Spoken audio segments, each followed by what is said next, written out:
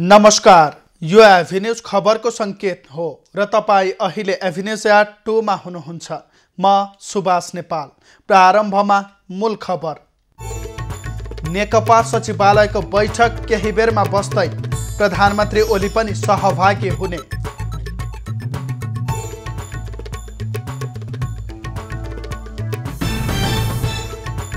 कृषि क्षेत्रमा सरकारी अनुदान प्रभावकारी देखिएन, लक्षित समूहले सहयोग पाउन नसकेको माछा पालक किसानको गुनासो। त्यो पैसाबाट हाम्रो लागत घट्न गई। लामो समय बितिसक्दा पनि धौलागिरी बहुमुखी क्याम्पसको पुस्तकालय भवन बन्न सकेन, बजेट अपुग भएपछि निर्माण अलपत्र। 2 तला बनाउने गरी चाहिँ हाम्रो एस्टिमेट छ। चीनको अन्तरिक्ष यान चन्द्रमाको सतहमा सफलतापूर्वक अवतरण, चन्द्रमाको ढुङ्गा र माटो पृथ्वीमा ल्याउने प्रयास।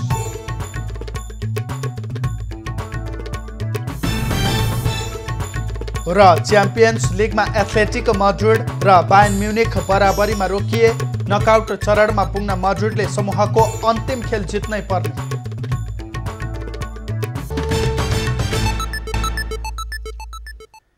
अब खबरको सिलसिला प्रारम्भ गरौं नेकपा बैठक सम्बन्धी प्रसङ्गबाट।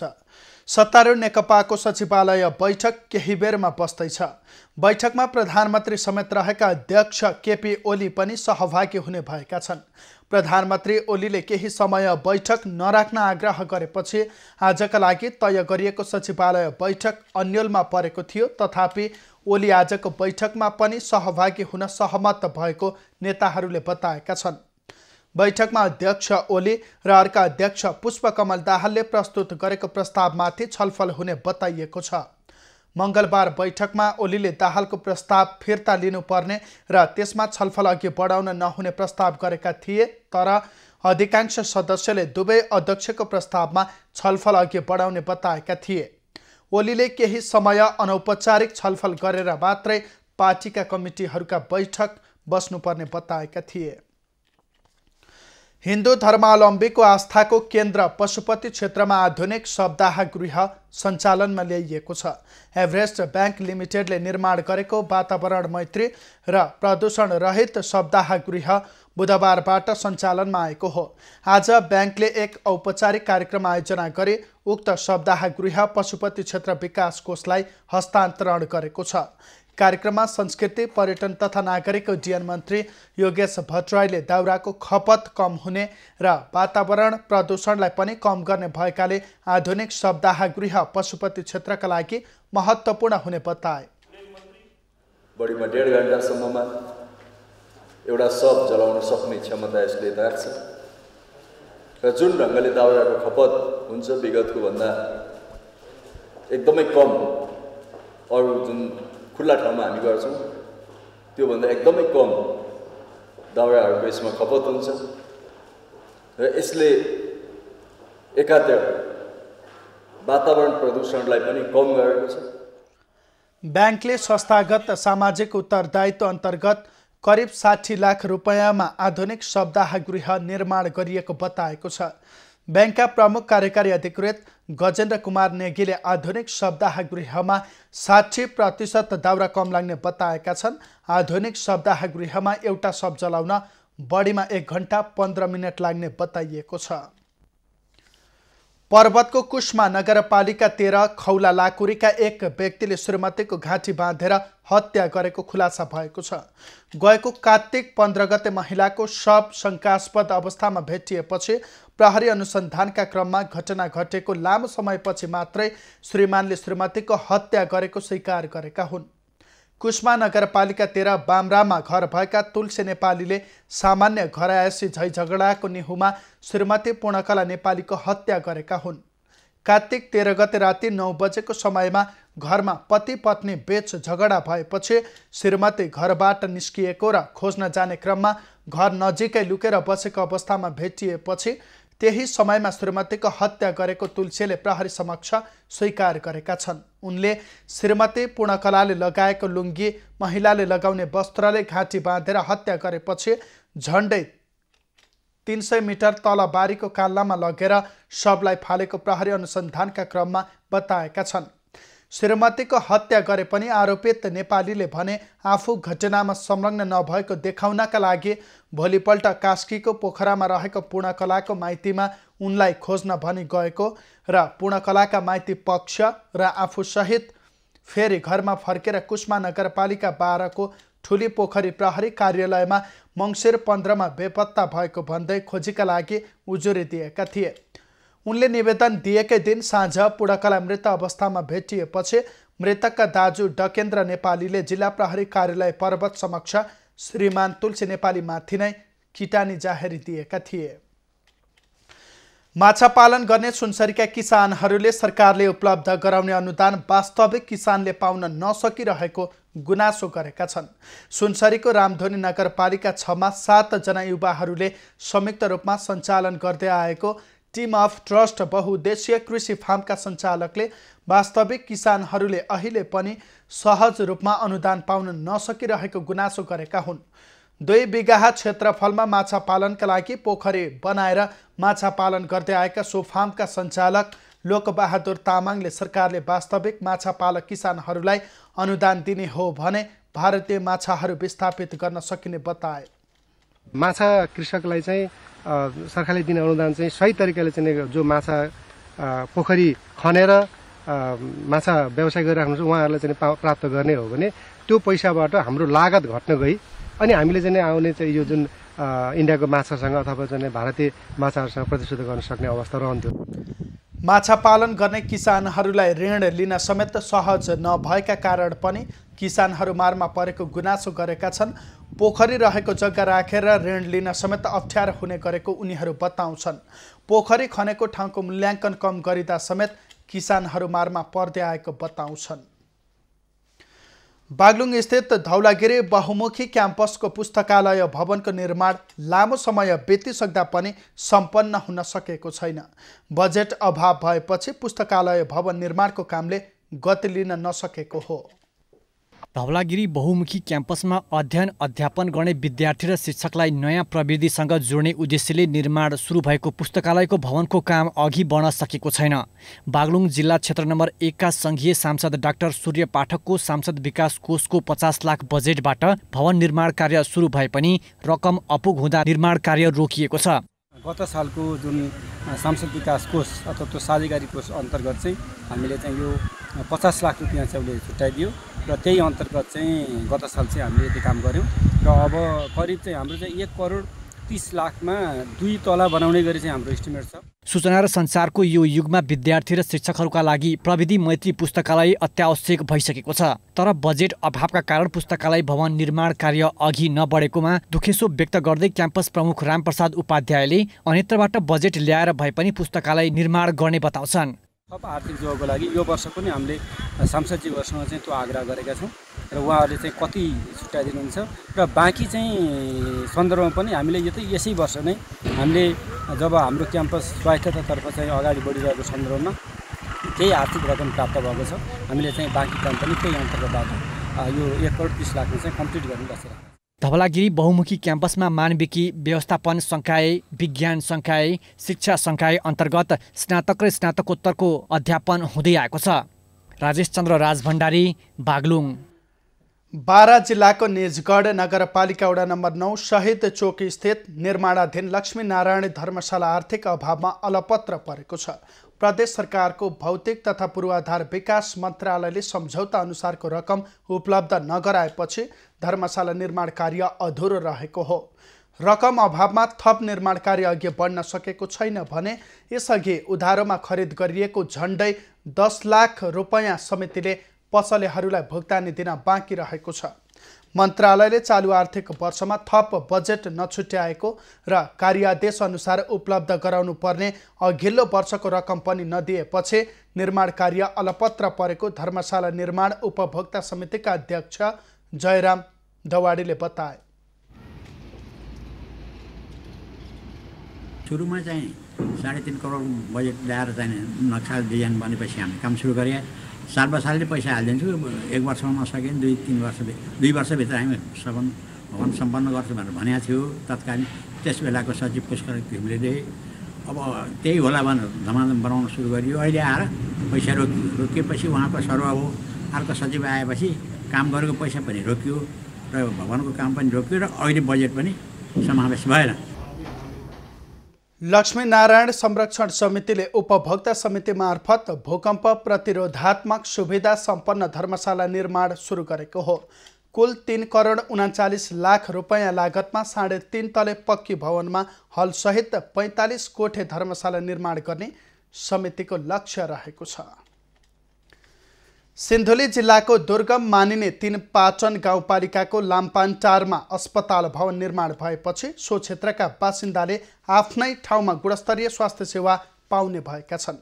अस्पतालको अभावमा समयमै स्वास्थ्य उपचार पाउन नसके ज्यान गुमाउनु पर्ने बाध्यता अब हट्ने स्थानीयको विश्वास छ। विशेष खबरको साथमा सम्माननीय दर्शकहरू, हामी यतिखेर सिन्धुली जिल्लाको 3 पाटन गाउँपालिकाको लाम्पाटारमा छौँ। खास गरिकन यो 3 पाटन गाउँपालिकाको यो लाम्पाटारमा निर्माण सम्पन्न भएको यो सुविधा सम्पन्न अस्पतालबाट स्थानीय जनताहरूले प्रत्यक्ष रूपमा फाइदा लिने भएका छन्। विकट भए पनि तपाईँको हामीले एउटा सेवाको भावले नाफाको मुखी भन्दा नि आफ्नो जिल्लाको काम भएर हामीले तोकिएको समयमा नै निर्माण सम्पन्न गर्यौँ। खास गरिकन 3 पाटन गाउँपालिका क्षेत्रमा रहेका स्थानीय बासिन्दाहरूले समयमै स्वास्थ्य सेवा पाउन नसकेर अकालमै ज्यान गुमाउनु पर्ने अवस्था थियो। तर यो अस्पताल निर्माण भएसँगै स्थानीय बासिन्दाहरूले स्वास्थ्य सुविधा पाउनु भएका छन्। सम्पूर्ण भएको भवनमा हामीले जुन बिरामीलाई असुविधा थियो त्यो यो सबै सुविधा सम्पूर्ण भवन भएको हुनाले कमसेकम यहाँ 3 पाटन गाउँपालिकावासी र अन्य छिमेकी नगरपालिका गाउँपालिकाका जनताहरूले यहाँबाट सुविधा लिन पाउनुहुनेछ र कमसेकम तपाईँको उहाँहरूको जीवन रक्षा गर्नको लागि यो अस्पतालबाट चाहिँ फाइदा पुग्नेछ भन्ने हामीले महसुस। र खास गरिकन शहरी तथा भवन निर्माण कार्यालयको आर्थिक तथा प्राविधिक सहयोगमा 4 करोड 68 लाखको लागतमा यो सुविधा सम्पन्न अस्पताल निर्माण भएपछि 3 पाटन गाउँपालिका आसपासका स्थानीय बासिन्दाहरूले यो अस्पतालबाट स्वास्थ्य सेवा पाउनु भएका छन् र यो अस्पतालभित्र प्रसुति कक्ष, सामान्य शल्य चिकित्सा कक्ष र बिरामीहरूको स्वास्थ्य उपचार कक्ष र डाक्टर तथा स्वास्थ्य कर्मीहरूको निम्ति विभिन्न कक्षहरू छुट्याइएको छ र यो अस्पताललाई अपाङ्ग मैत्री बनाइएको छ र हरेक किसिमले यो अस्पताल यो दुर्गम क्षेत्रमा सुविधा सम्पन्न भएको छ र स्थानीय जनताहरूले यसबाट प्रत्यक्ष रूपमा फाइदा लिने भएका छन्। यो अस्पतालबाट धेरै मान्छेले, धेरै दिन दुखीहरूले, धेरै गरिबहरूले, धेरै निम्खुवाहरूले यहाँ चाहिँ अब एक्सरेदेखि लिएर अब यहाँ चाहिँ भिडियो एक्सरे गर्ने अनि त्यसपछि गएर अब सान्तिना के अरे अपरेसनहरू पनि गर्ने र यसलाई भोलि व्यवस्थित ल्याब सहितको इक्विपमेन्ट सहितको व्यवस्थित गराउनको लागि म व्यवस्थापन गर्नको लागि नेपाल सरकारसँग आग्रह गर्न चाहन्छु। एभेन्यूज खबरका लागि शङ्कर कार्की, 3 पाटन, सिन्धुली।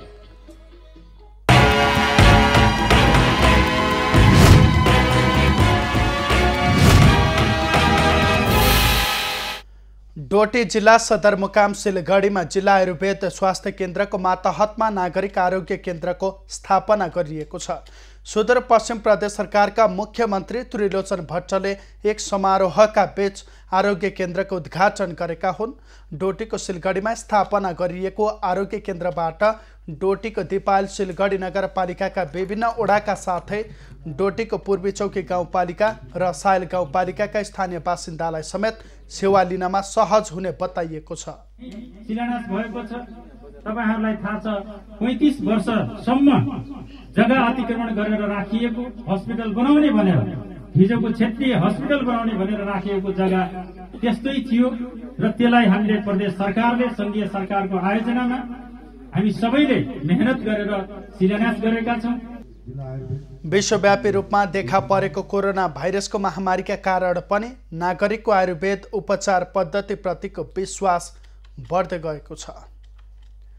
खबरको सिलसिला अझै जारी छ, हामीसँगै रहनुहोला। अब बाँकी खबर। पर्वतका 7 स्थानीय तहमध्ये 5 स्थानीय तहमा अस्पतालको शिलान्यास गरिएको छ। जिल्लाका फलेवास नगरपालिका, मोदी गाउँपालिका, जलजला गाउँपालिका, महाशिला गाउँपालिका र पयुमा अस्पताल शिलान्यास गरिएको हो। कुस्मा नगरपालिका र बिहाती गाउँपालिकामा भने भवन शिलान्यास गरिएको छैन। कुस्मा नगरपालिकामा जिल्ला अस्पताल निर्माणाधीन अवस्थामा रहेको छ। बिहाती गाउँपालिकामा जग्गाको व्यवस्थापन भइरहेका कारण शिलान्यासमा ढिलाइ भएको गाउँपालिकाले बताएको छ। आगामी 10 वर्षसम्म पूर्वाधार सम्पन्न हुने गरी अस्पतालका भवनहरू शिलान्यास गरिएको स्थानीय सरकारका प्रमुखहरूले बताएका छन्। बहुवर्षीय आयोजना अन्तर्गत 88 लाख बजेट प्राप्त भएका कारण शिलान्यासको काम सञ्चालन गरिएको कार्यकारी प्रमुखहरूले बताएका हुन्। अस्पताल निर्माणका लागि कम्तीमा 10 रोपनी जग्गा स्थानीय सरकारले व्यवस्थापन गर्नुपर्ने बजेट केन्द्रीय सरकारले वार्षिक रूपमा उपलब्ध गराएअनुसार अस्पतालको पूर्वाधार बन्ने सरकारका प्रतिनिधिहरूले आश्वासन दिएका छन्। सुनसरीको हरिनगर गाउँपालिकामा 15 शय्याको आधारभूत अस्पताल भवन बन्ने भएको छ। सङ्घीय सरकार र हरिनगर गाउँपालिकाको आर्थिक सहयोगमा 15 शय्याको अस्पताल भवन निर्माण हुन लागेको हो। हरिनगर गाउँपालिका सीमावर्ती क्षेत्रसँग जोडिएको गाउँपालिका हो। अस्पताल निर्माण भएपछि स्थानीयका साथै इनरुवा, विराटनगर लगायतका क्षेत्रका बासिन्दालाई समेत स्वास्थ्य उपचारका लागि सहज हुने बताइएको छ। अस्पताल भवनको हिन्दू र मुस्लिम धर्मको मन्त्र जप गरी शिलान्यास गरिएको थियो। 1 वर्षभित्रै गुणस्तरीय अस्पताल भवन बनाइसक्ने हरिनगर गाउँपालिकाले जनाएको छ। ओखलढुङ्गाको चम्पादेवी गाउँपालिका वडा नम्बर 9 को दली डाँडामा सामुदायिक स्वास्थ्य इकाइ स्थापना भएको छ। सामुदायिक स्वास्थ्य इकाइ स्थापना भएपछि दुर्गम गाउँका बासिन्दालाई सहज हुने भएको छ। ओखलढुङ्गाको चम्पादेवी गाउँपालिकाको वडा नम्बर 9 दली डाँडामा चम्पादेवी गाउँपालिकाले सामुदायिक स्वास्थ्य इकाइ स्थापना गरेको हो। दुर्गम गाउँका रूपमा चिनिने चम्पादेवी गाउँपालिकाका दली डाँडा, खानी डाँडा, भोटे चौर र सुनकोशी गाउँपालिकाको ककनी गाउँका स्थानीय बासिन्दालाई लक्षित गरेर स्वास्थ्य इकाइ स्थापना भएपछि स्थानीय बासिन्दा हर्षित भएका छन्। पहिले जडीबुटी र घराइसी उपचारकै भर पर्दै आएका यहाँका स्थानीयले अहिले घर छेउमै स्वास्थ्य सेवा पाएका छन्। घाउचोट लाग्यो भने नि हामीले त्यो फुसफुसे च्याउ टिपेर हाल्थ्यो। जुगाको दबाई पाउँदैन थियो। हामी सिरुको जरा खान्थ्यौँ। हाम्रो हजुरआमाहरूले त्यसरी खुवाउनुहुन्थ्यो। किमु भन्ने अहिले घरघरतिर धुसिनतिर गेडा फल्छ, त्यसको जरा घोटेर खान्थ्यौँ। उहिले हामी प्याउलीधार भन्ने हुन्थ्यो, त्यो खान्थ्यो। सामुदायिक स्वास्थ्य इकाइ स्थापनाका लागि स्थानीय कुसाङ शेर्पाबाट प्राप्त निःशुल्क जग्गामा चम्पादेवी गाउँपालिकाले भवन निर्माण गरेको छ। अहिले सञ्चालनमा रहेको स्वास्थ्य इकाइमा साधारण रोगको उपचार, घाउचोटको ड्रेसिङ तथा सुचर र 2 वर्ष मुनिका बच्चाहरूलाई खोप सेवा, परिवार नियोजन लगायतका सेवा दिइँदै आएको छ। स्वास्थ्य इकाइ स्थापना भएपछि दैनिक 1 दर्जनभन्दा बढीले सेवा लिँदै आएका छन्। परिवार नियोजनको साधनहरूमा सबै अब डिपो, पिल्स, कन्डमहरू सबै परिवार नियोजनको साधनहरू सबै यहीँबाट दिइन्छ। अनि जस्तै साधारण रोगहरू जस्तै अब घाउहरू, अब ड्रेसिङको अब साधारण घाउ छ भने ड्रेसिङहरू गरिन्छ भने, अब जस्तै अब सुचर गर्ने ठुलै घाउहरू, अलि गहिरो घाउहरू छ भने त्यसलाई अब सुचरहरू पनि गरेर यहीँबाट पठाइन्छ।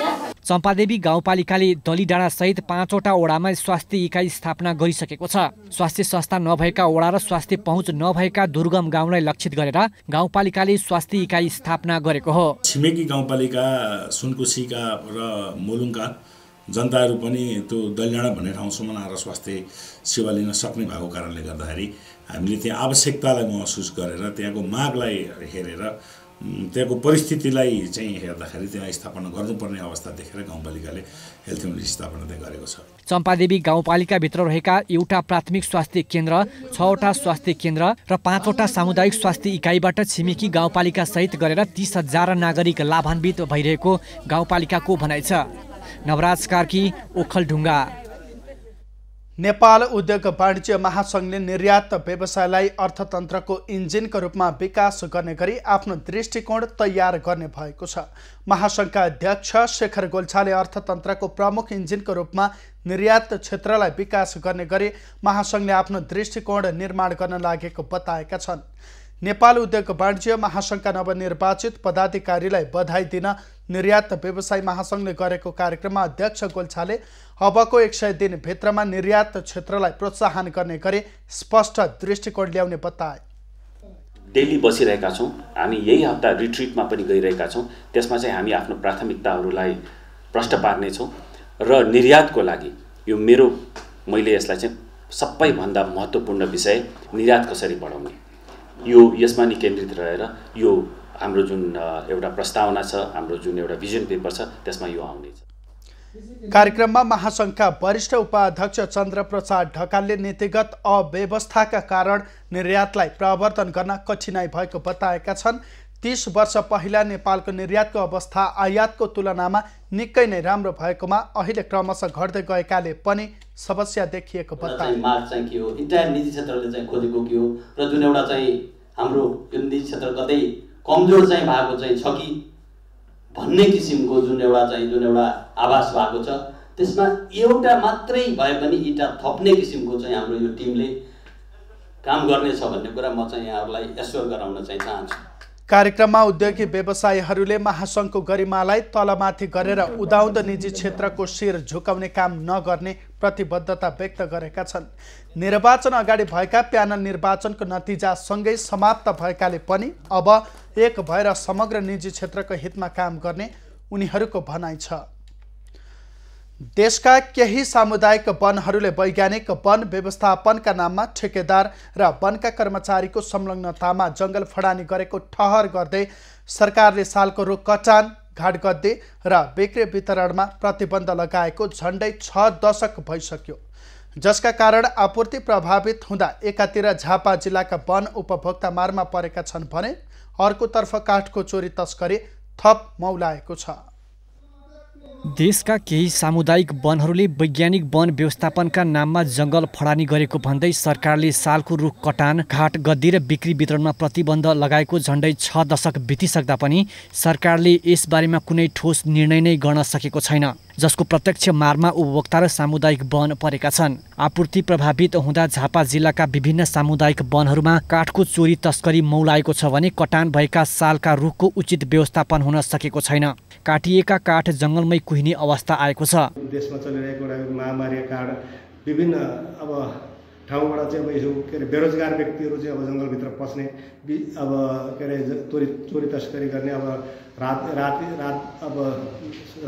यसरी चोरी तस्करी चाहिँ व्यापक बढिरहेको छ। वैज्ञानिक वन व्यवस्थापनको नाउँमा ठेकेदार र वनका कर्मचारीको मिलोमतमा जङ्गल फडानी भएको व्यापक जनगुनासो भएपछि मन्त्री परिषदले यसबारे छानबिन गर्न जेठ 28 गतेमा उच्च स्तरीय छानबिन समिति गठन गरेको थियो। छानबिन समितिले 2 महिना अगावै प्रतिवेदन बुझाइसके पनि कार्यान्वयन गरिएको छैन, जसका कारण वन उपभोक्ता मारमा परेका छन्। फर्निचरका सामान आदि इत्यादि बनाउनुपर्छ भनेर चाहिँ तयारीमा छौँ। अब 2 वर्षदेखि काठ बन्द भएर उपभोक्ता ठप्प भएर बसिरहेका छन्। देशमा 2071 सालबाट सरकारले चक्रीय प्रणाली अनुरूप रुख कटान गर्ने उद्देश्यले वैज्ञानिक वन व्यवस्थापन कार्यक्रम लागू गरेको हो।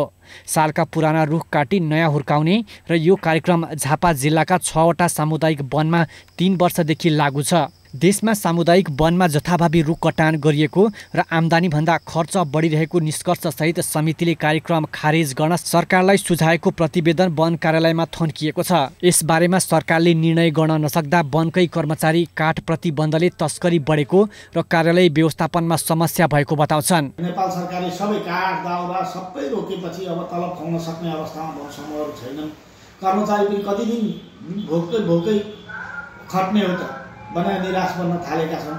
यसो हुँदाखेरि समयमा निकास नेपाल सरकारले दिनुपर्छ। कुहिने अवस्थामा पुगेका काठबारे कुनै निर्णय नहुँदा उपभोक्ता र सामुदायिक वन समस्यामा त छँदैछन्। काठ प्रतिबन्धले वनमा तस्करको रजगज बढ्दा पनि डिभिजन वन कार्यालय झापाले भने तस्करी नियन्त्रणमा आफ्नो उपस्थिति देखाउन सकेको छैन। सन्तोष नेउपाने, झापा।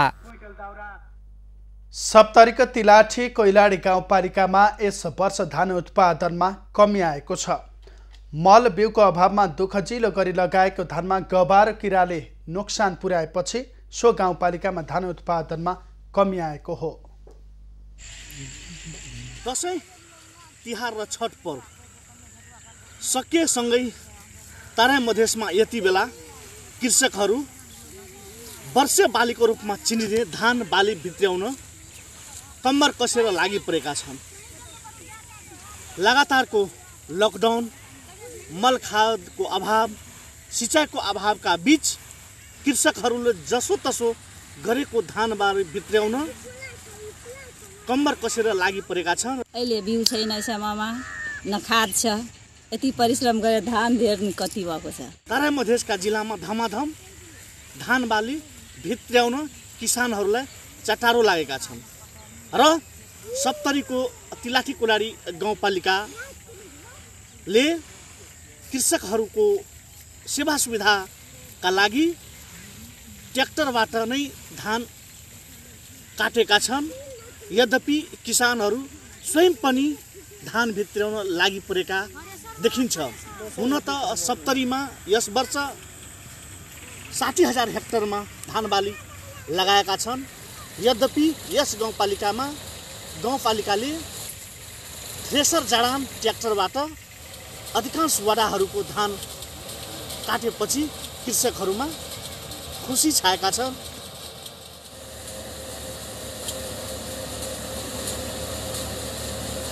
उनीहरू हर्षित समेत भएका छन्। एबी न्यूज खबरका लागि बैद्यनाथ यादव, बभनगामा, सप्तरी।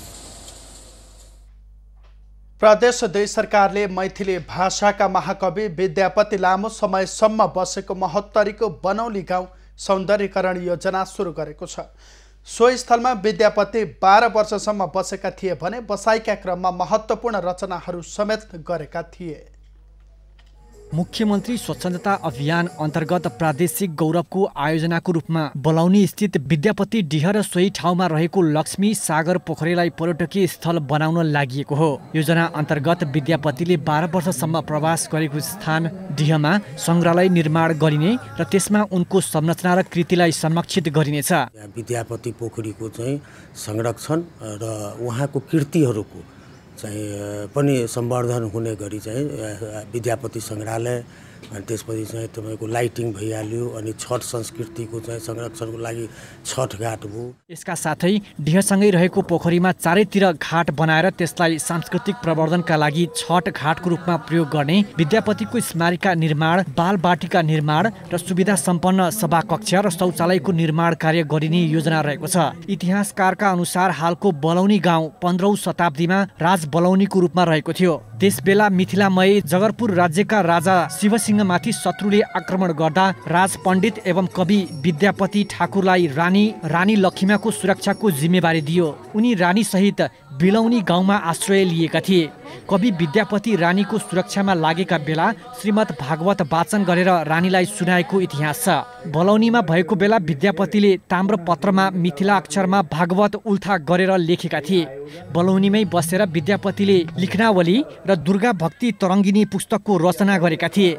विद्यापतिको स्मरणमा निर्माण गर्न लागि यो सङ्ग्रहालय मैथिली भाषाका लागि मात्र नभएर लेखक समुदायकै लागि तीर्थस्थल हुने विज्ञहरूको भनाइ छ। एउटा छुट्टै मिथिलाको जुन पहिचान छन् विश्वमा, त्यो पहिचान मलाई लाग्छ कि यो ठाउँ 12 वर्षको यहाँ आएर उहाँ बस्नुभयो र एउटा रचनात्मक काम यहाँ बसेर गर्नुभएको कुरा हामीलाई जहाँसम्म छन्। मैथिली भाषाको विकासमा महत्त्वपूर्ण योगदान दिएका विद्यापतिको रचना संस्कृत, प्राकृतिक मैथिली र अबहट्ट प्रकाशित छन्। मैथिलीमा मात्र उनले शक्ति आराधना, नचारी, कृष्णलीला, प्रणय लगायतका विषयमा 1000 भन्दा बढी गीत रचना गरेका छन् भने अबहट्टमा 2वटा खण्डकाव्य कीर्तितला र कीर्तिपताका तथा संस्कृत प्राकृतिक मैथिलीमा गोरक्ष विजय र संस्कृत प्राकृतिकमा मणि मञ्जरी नाटकहरू उपलब्ध छन्।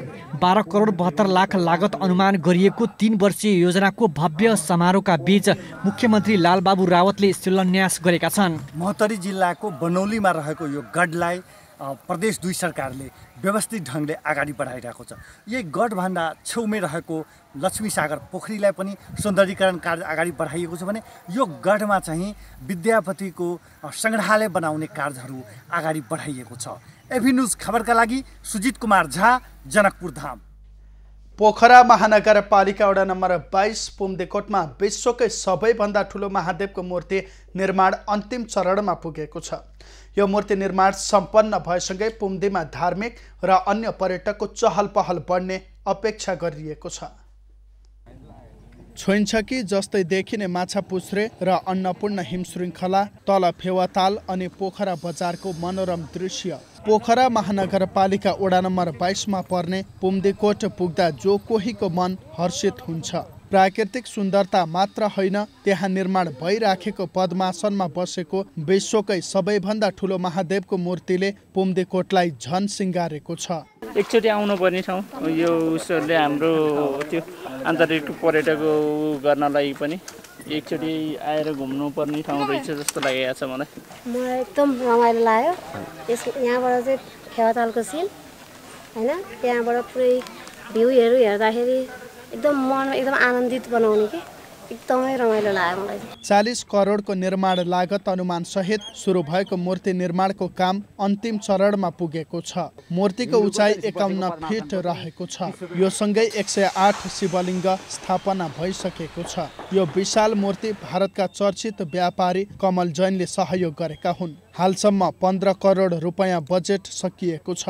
निर्माणका क्रममा 3 करोड रुपैयाँ ऋण लागिसकेको स्थानीयले बताएका छन्। पल्लो भवनको लागि नगरपालिका, नेपाल सरकार, हाम्रो तीनैजनाको समितिमा यहाँसम्म आइसकेका छौँ। यहाँसम्म आउँदाखेरि हामीलाई करिबन 3 करोड रुपियाँ हामीले चाहिँ माइनसमा छौँ। 2073 सालमा शिवपुराण लगाउँदा जुटेको 6 करोड 18 लाख र 20 रोपनी जग्गा प्राप्त भएपछि निर्माण अघि बढेको हो। महादेवको विशाल मूर्ति जडानपछि 108 स्वर्गद्वारी सिँढी, बाल उद्यान सहितको बगैँचा समेत निर्माण गरिनेछ। पुम्दीकोटमा हरेक वर्ष तीज, दशैं, शिवरात्रि र चैते दशैंमा मेला लाग्ने गर्दछ। महादेवको मूर्ति निर्माण पश्चात पोखराकै उत्कृष्ट पर्यटकीय गन्तव्य बन्ने अपेक्षा गरिएको छ। पुम्दीकोटलाई नेपाल सरकारले स्थापित तथा प्रवर्धन गरिनुपर्ने गन्तव्यमा सूचीकृत गरेको छ। अहिले हरेक दिन 300 भन्दा बढी आन्तरिक पर्यटक त्यहाँ पुग्न थालिसकेका छन्। कोट आसपास ठूला होटलहरू निर्माण हुने चरणमा छन्। यहाँ 13औं शताब्दीमा आएका बरालहरूले मौलो गाडेर हरेक वर्ष मेला र पर्व गर्दै आएका छन्। यहाँका स्थानीय बासिन्दाहरूको पहलमा विशाल महादेवको मूर्ति निर्माण भएसँगै यहाँ पर्यटकहरूको चहल पहल बढ्न थालेको छ। पोखराको यस पुम्दीकोट पोखराको नयाँ पर्यटकीय गन्तव्य बन्नेछ। यो विश्वकै सबैभन्दा ठुलो महादेवको मूर्ति निर्माण सम्पन्न भइसके पछाडि। एभी न्यूज खबरका लागि सुमन ढुङ्गाना, पोखरा। कञ्चनपुरका विभिन्न क्षेत्रमा रहेका किसानहरू व्यावसायिक तरकारी खेतीतर्फ आकर्षित भएका छन्। विगतमा छिमेकी देशबाट आयात गरिने तरकारीमा निर्भर हुने जिल्लाका अधिकांश नागरिकहरूले अहिले भने आफ्नै क्षेत्रमा उत्पादन भएको ताजा र स्वच्छ तरकारी प्रयोग गर्न पाइरहेका छन्। कृषकहरूलाई दक्ष बनाउने, स्वच्छ बाली हुर्काउने, रासायनिक विषादीको प्रयोग कम गर्ने, शत्रुजीव व्यवस्थापन र मित्रजीवको संरक्षण गर्ने पद्धतिमा आधारित आइपिएम तरकारी खेतीलाई प्रवर्धन गरिएपछि कञ्चनपुरका कृषकहरू स्वच्छ तरकारी उत्पादनमा केन्द्रित भएका छन्। अहिले मैले त्यो बेमौसमी तरकारीको लागि मैले टन्नेल अहिले तयार गरेको छु र तरकारी खेती पनि गर्दै आएको छु। मैले 5 कट्ठासम्म मैले तरकारी खेती गरेको छु। विगतमा परम्परागत ढङ्गबाट थोरै मात्र तरकारी उत्पादन गर्ने यहाँका कृषकहरू अर्ग्यानिक तथा आइपिएम पद्धतिमा तरकारी उत्पादन गर्ने तालिम प्राप्त गरेपछि व्यावसायिक तरकारी उत्पादनमा लागेका छन्। हामीहरू पहिला पनि तरकारी खेती गर्थ्यौँ र यसपालि यो तालिम सिकेपछि त्योभन्दा पहिला त तरकारीहरू कसरी लगाउँथ्यो त्यो त मतलब बेलमा कसरी सार्ने त्यो बारे हामीलाई जानकारी थिएन। आफ्नै क्षेत्रमा व्यावसायिक तरकारी खेतीमा लागेका कृषकहरूका लागि मलखाद र बिउ बिजनको अभाव, बजारीकरणको समस्या तथा छिमेकी देशबाट आयात गरिने तरकारी चुनौतीका रूपमा रहेको छ। यी चुनौती समाधानका लागि सरोकारवाला निकायले पहल गर्ने बताएका छन्। अरू बजारीकरणको विषयमा बजारीकरण अहिले अब यो लकडाउनकै उसले इन्डियन तरकारीहरू बजारमा नआएको कारण हाम्रोमा व्यावसायिक तरकारी उत्पादन गर्ने किसानहरूले राम्रै फाइदा लिनुभएको छ। त्यही गरेर यहाँ धेरै उत्पादन भयो भन्दा तपाईँहरूको आवाज कसैले सुनेन भने त नाकामा गएर अथवा सिडिओ कार्यालयमा गएर कहाँ गएर हुन्छ? तपाईँहरूको एउटा सङ्गठन आउनुहोस्, आवाज लिएर आउनुहोस्, प्रतिनिधि आउनुहोस्, वार्ड घेर्नु त पर्यो नि त। कञ्चनपुर, कैलाली र बझाङ जिल्लाका विभिन्न क्षेत्रमा रहेका कृषकहरूलाई व्यावसायिक कृषि पेसामा उत्प्रेरित गर्न निड्स नेपालले बजारमा आधारित प्राविधिक तथा व्यावसायिक सिप प्रवर्धन परियोजना अन्तर्गत बेमौसमी तरकारी उत्पादनमा जोड दिएको छ। युरोपियन युनियनको आर्थिक सहयोग, ब्रिटिस काउन्सिलको व्यवस्थापन र दक्षता परियोजनाको सहयोगमा निड्स नेपालले विभिन्न क्षेत्रमा तालिम सञ्चालन गरिरहेको छ।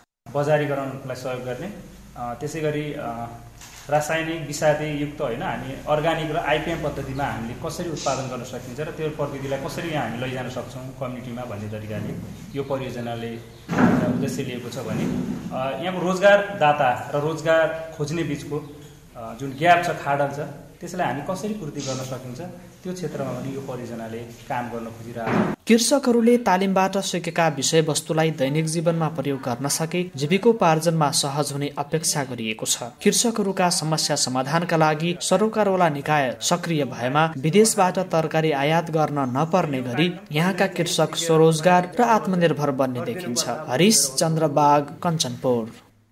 निजी तथा सामुदायिक वनलाई आयमूलक बनाउने लक्ष्यका साथ डिभिजन वन कार्यालय भोजपुरले जिल्लामा पहिलो पटक लाहा खेतीको थालनी गरेको छ। विशेष गरी बढी तापक्रम तथा सुक्खा क्षेत्रमा पाइने खयर, बयर लगायतका रूपमा त्यसको परीक्षण गरिएको हो। तल्लो भेग तथा नदी खोलाका किनार एवं तिनीहरूको आसपासका खयर, बयर, मौवा लगायतका प्रजातिका रुख भएका जंगल उपयुक्त रहेको भन्दै डिभिजन वन कार्यालयले पहिलो पटक लाहा खेतीको थालनी गरेको हो। ती रुखको हाँगामा लाहा उत्पादन गर्ने लाहीकिराहरू छाडेर यसको थालनी गरिएको हो।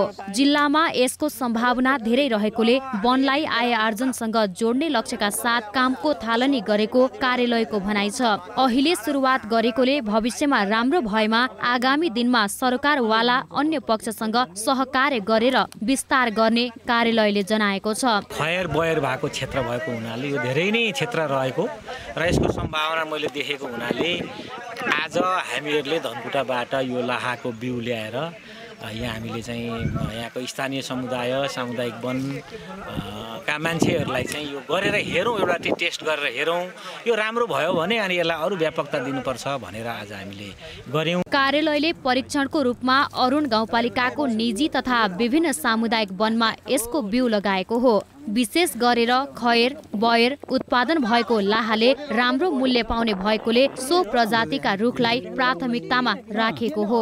लाहाको कच्चा पदार्थ टिप्ने बित्तिकै प्रति केजी 250 सम्ममा बिक्री हुने र यसको प्रशोधन गरे पश्चात प्रति केजी 1800 देखि 2000 सम्ममा बिक्री हुने गरेको जनाइएको छ। यसलाई व्यावसायिक रूपमा खेती गर्न सके आय स्तर राम्रो हुने वनसँग सम्बन्धित कार्यालयहरूको भनाइ छ। सामुदायिक वनबाट मेरो चाहिँ अब आर्थिक उपार्जन हुन्छ कि मेरो छोराछोरीले अब चाहिँ डट कपी किन्ने पैसा हुनुपर्छ, मैले खाएको चाहिँ माछा मासुको पैसा चाहिँ तिर्ने अवस्था बन्नुपर्छ, त्यस्तो पाटोसँग हामीले जोड्नुपर्छ। लगाएको 6 महिनाबाट यसले उत्पादन दिन थाल्ने डिभिजन वन कार्यालयको भनाइ छ। यसलाई वर्षमा 2 पटक सङ्कलन गर्न सकिने जनाइएको छ। यसले सुक्खा क्षेत्रमा सामुदायिक तथा निजी क्षेत्रका उपभोक्ताको आय स्तरमा वृद्धि हुने तथा वनको संरक्षण हुने देखिएको छ। वन कार्यालयले पहिलो पटक लाहा खेतीको थालनी गरेकोमा स्थानीय उत्साहित भएका छन्। परीक्षण गरिएको रुखबाट राम्रो उत्पादन भएमा थप विस्तार गर्ने उनीहरूको भनाइ छ। एउटै वार्डमा 4-5 वटा सामुदायिक वन भएका छन् अहिले। त्यसमा हामी तुरुन्तै चाहिँ 2टा सामुदायिक वनलाई फोकस गरिरहन्छौँ र निजी नम्बरीको क्षेत्रमा हामी 150 रोपनी चाहिँ हामी निजी नम्बरीमा गर्छौं। जिल्लाको पूर्वी र दक्षिण क्षेत्रका नदी, खोला, किनार तथा स्थानीय निजी जग्गामा खयर तथा बयर प्रशस्त रहेका छन्। पहिलो पटक सञ्चालन भएको यो अभियान सफल भएमा यहाँका रुखहरू संरक्षण हुनेछ। सुनसरीको रामधनी नगरपालिका 8मा निःशुल्क पशु स्वास्थ्य तथा बाँझोपन शिविर सम्पन्न भएको छ। नेपाल पारा भेटेरिनरी एन्ड लाइभस्टक एसोसिएसन सुनसरीको स्थापना दिवसको अवसरमा शिविर सम्पन्न भएको हो। एसोसिएसनले दिगो विकास एवं समृद्ध नेपाल निर्माणमा पशु विकासको आवश्यकता, प्रविधि र प्राविधिक जनशक्तिको सक्रियता आजको अपरिहार्यता भन्ने मूल नाराका साथ मनाएको 31औं स्थापना दिवसको अवसर पारी शिविर सम्पन्न गरेको हो। शिविरमा पशुपालक किसानलाई गाउँमै सेवा प्रवाह गर्ने उद्देश्यले पशुको स्वास्थ्य परीक्षण र बाँझोपन निवारण कार्यक्रम गरिएको हो। यसैबीच रामधुनी 8मा पशुपन्छी बिमा कार्यक्रम समेत शुभारम्भ गरिएको छ। सो शिविरमा 700 बढी पशुलाई उपचार तथा परीक्षण सेवा प्रवाह गरिएको थियो। पथरी जेसिजले 18 वर्षदेखि 40 वर्षसम्मका युवाहरूको नेतृत्व तथा व्यक्तित्व विकास गरी समाज रूपान्तरणमा समाहित गराउने मूल उद्देश्यका साथ सप्ताहव्यापी कार्यक्रम सुरु गरेको छ। आफ्नो ठाउँ आफै बनाऊ भन्ने नाराका साथ सुरु भएको कार्यक्रममा पथरी शनिश्चर्य 2मा रहेको सेल्फी रोडको प्रवर्धन गरिने बताइएको छ। सप्ताह कार्यक्रममा अन्तर्गत मलामी खाजा घर सरसफाई, क्यान्सर रोगीलाई आर्थिक सहयोग, तथा मैत्रीपूर्ण फुटसल प्रतियोगिता गरिने बताइएको छ। खबरको सिलसिला अझै जारी छ, हामीसँगै रहनुहोला। अखिल नेपाल फुटबल सङ्घ एन्फाले प्रारम्भिक छनौटमा 58 खेलाडीको नाम सार्वजनिक गरेको छ। थुप्रै नयाँ अनुहार सहित विमल घरती मगर र कप्तान विराज महर्जनले प्रारम्भिक 58 जनामा आफ्नो स्थान बनाएका छन्। यसैगरी सन्तोष तामाङ र दिनेश राजवंशी पनि टिममा फर्किएका छन्। आदित्य चौधरी भने 3 वर्षपछि प्रारम्भिक 58 मा समेटिएका छन्। एन्फाले विश्वकप छनौट र मैत्रीपूर्ण खेलका लागि तयारी सुरु गर्न लागेको हो। प्रमुख प्रशिक्षक योहान कालिनको बारेमा एन्फाले कुनै धारणा सार्वजनिक गरेको छैन भने यसपटक पनि बालगोपाल महर्जनलाई जिम्मेवारी दिइएको छ। कालिनको सम्झौता भने आगामी फेब्रुअरीमा सकिँदैछ। महासचिव इन्द्रमान तुलाधरका अनुसार मङ्सिर 27 गते खेलाडी एन्फा होस्टेलमा उपस्थित हुनेछन् र 28 गतेदेखि प्रशिक्षण सुरु हुनेछ। यो पटक एन्फाले 72 घण्टा अगाडिको PCR रिपोर्ट खेलाडीलाई लिएर आउन निर्देशन दिएको छ। प्रशिक्षण सुरु भएको 4-5 दिनमा एन्फाले पुनः कोरोना परीक्षण गर्नेछ। 58बाट केही खेलाडी छनौट हुनेछन् भने ब्याकअप टिमको रूपमा खेलाडीहरूलाई निरन्तर प्रशिक्षणमा राख्नेछ। कम्तीमा 40 नियमित खेलाडी प्रशिक्षणमा रहने बताइएको छ। यसअघि बङ्गलादेशसँगको मैत्रीपूर्ण खेलका लागि 35 खेलाडी घोषणा गरी 25 खेलाडी अन्तिम टोलीमा समावेश भएका थिए। इटालियन क्लब युभेन्टसका पोर्चुगेज फरवार्ड क्रिस्टियानो रोनाल्डोले गोल्डन फुट अवार्ड जितेका छन्। रोनाल्डोले लियोनल मेस्सी, रोबर्टो लेवान्डोस्की र मोहम्मद सलाहलाई पछि पार्दै अवार्ड हात पार्न सफल भएका हुन्। पहिलो पटक यस अवार्ड जित्दै रोनाल्डो गोल्डन फुट अवार्ड जित्ने 18 खेलाडी बनेका हुन्। मनोनयनमा परेका 10 खेलाडीमध्ये रोनाल्डोले सर्वाधिक मत ल्याएका थिए। मनोनयनमा रोनाल्डो, मेस्सी, लेवान्डोस्की, सलाहसँगै नेइमार, सर्जियो अग्युरो लगायत 10 खेलाडी रहेका थिए। गत वर्ष यस अवार्ड रियल मैड्रिडका लुका मोड्रिचले जितेका थिए। अबको पालो एभिन्यूज एट मौसमको। Avenues at Mount.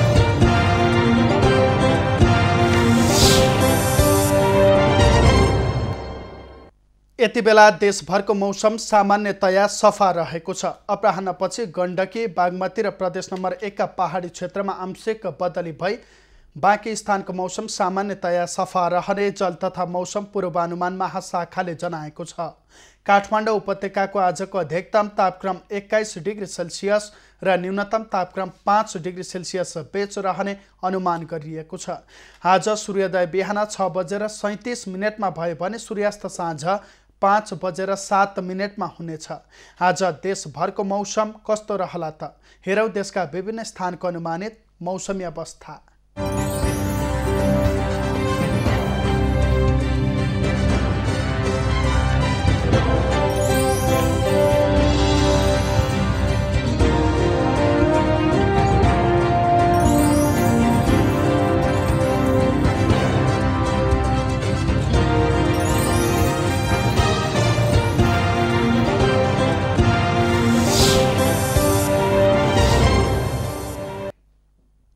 अहिलेलाई खबरको क्रम यति नै। एभिन्यूज खबरका यी सहित अन्य विस्तृत खबरका लागि www.avenews.tv लगअन गर्न सक्नुहुनेछ। युट्युब, फेसबुक र ट्विटरमा पनि हामीलाई फलो गर्न सकिनेछ। खबर भित्रको खबरका लागि हेर्दै रहनुहोला एभिन्यूज खबर। नमस्कार।